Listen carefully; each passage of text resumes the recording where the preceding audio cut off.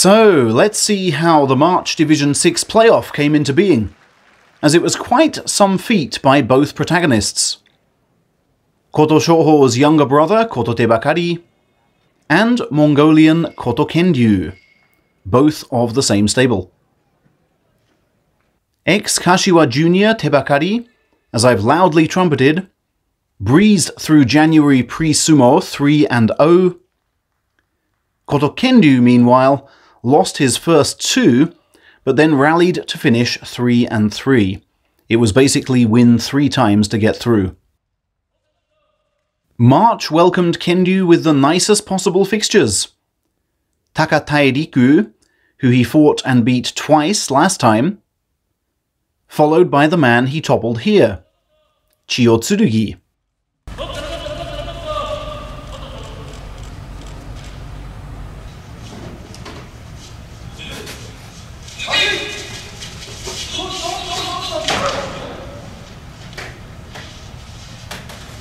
And Kendyu had him hopping on the first blow, forcing a turn and wildly optimistic shoulder throw attempt, which bombed.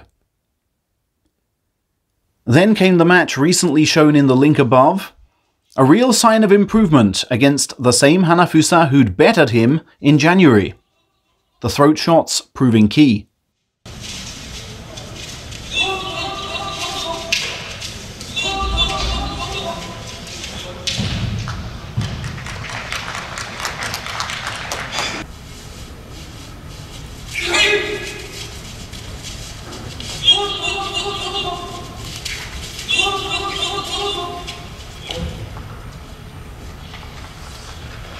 The winning score was then brought up with a Teruno Fuji-style clamp, prompting fixture chiefs to test him higher up.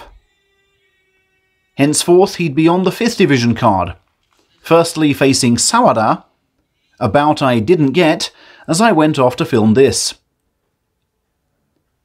My apologies, long-term connection. However, Kendyu's 6th match I got.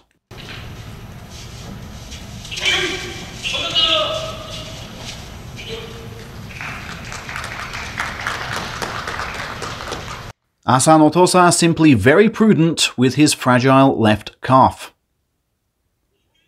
And match 7, with Tebakari watching at ringside,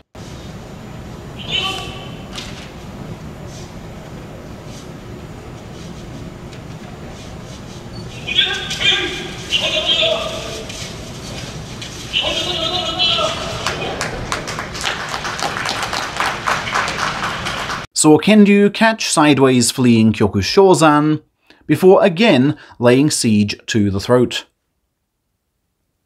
That made it a straight 7, but not a title, as his stablemate was just as good. Match 1, while I was filming this, saw him best fellow debutant Toseiryu. Match 2 saw this.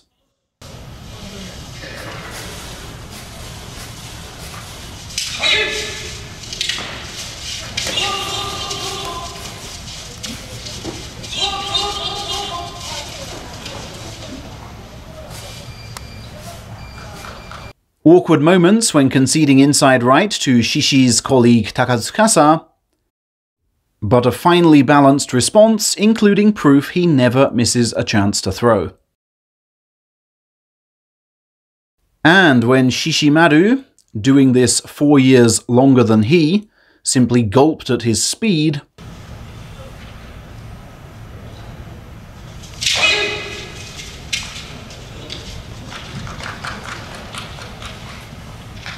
the judges sighed and moved him to the Division 5 card.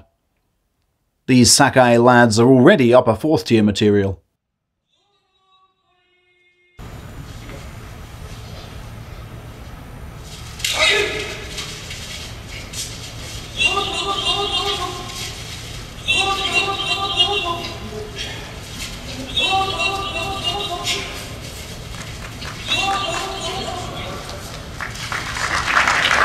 In front of Tebakari's watching father was Ojiyama, 5 years a pro, beaten on strength alone, even with hips so high.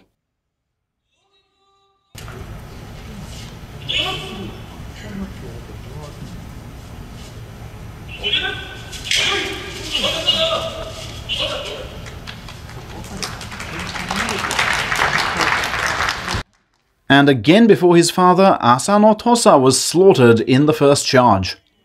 A 22-year age gap between these two, by the way. Ai of Takadagawa stable was then knocked up and back on first impact. And by this point, Ai wasn't even tense, because despite his modesty when I met him backstage, Tebakari clearly was winning easily. He therefore posted 7-0-2, making me happy he'd at least be tested in a playoff finale. You likely saw it in my Day 15 piece. Even if you did, here's a reminder.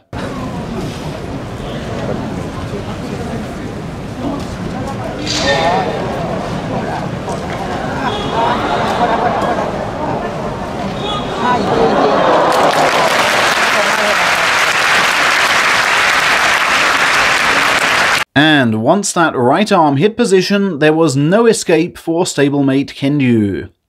Kototebakari, Super Kototebakari, gains the higher 5th division placing for May. And he's still unbeaten too.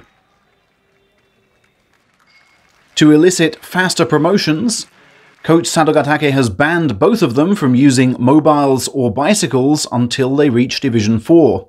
With its extra sumo trappings of haori coats and enamel sandals.